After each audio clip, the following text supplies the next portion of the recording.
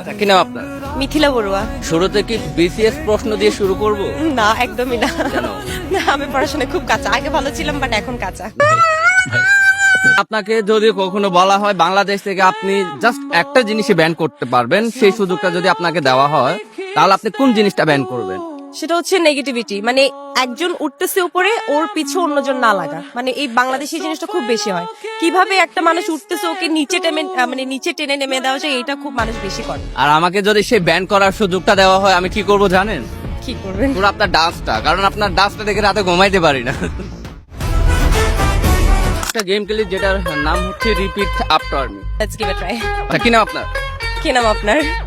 আপু কোথায় আছেন আপনি? আপু কোথায় আছেন আপনি? আমি তো আপু না, আমি ছেলে। আমি তো আপু না, আমি ছেলে। আপনি ছেলে? আপনি ছেলে?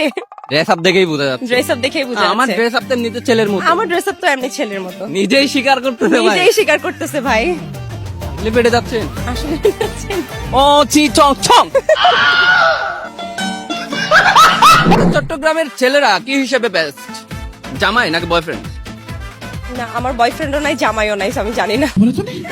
রেস্টুরেন্টে গেলে মেয়েরা বিল বেশি দেয় নাকি ছেলেরা বিল বেশি দেয়? ওটা ডিপেন্ড করে যে আপনি কোন ধরনের মেয়েকে নিয়ে রেস্টুরেন্টে যাচ্ছেন। আমি গেলে তো আমি বিল স্প্লিট করি। I do that. আপনি করেন? হ্যাঁ, definitely করি। আজকে আজকে আমরা কি খাচ্ছি বলেন?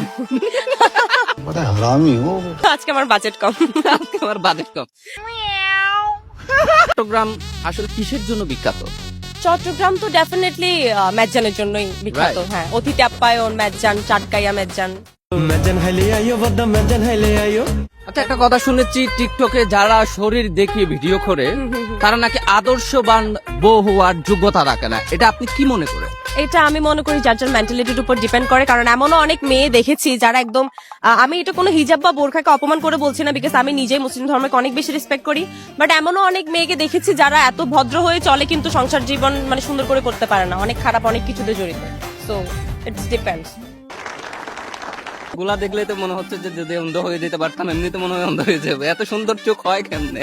ফেক কমপ্লিমেন্ট দিচ্ছে গাইস ভিউজ এর জন্য। ওকে, থ্যাংক ইউ। বিরিয়ানি খাবো।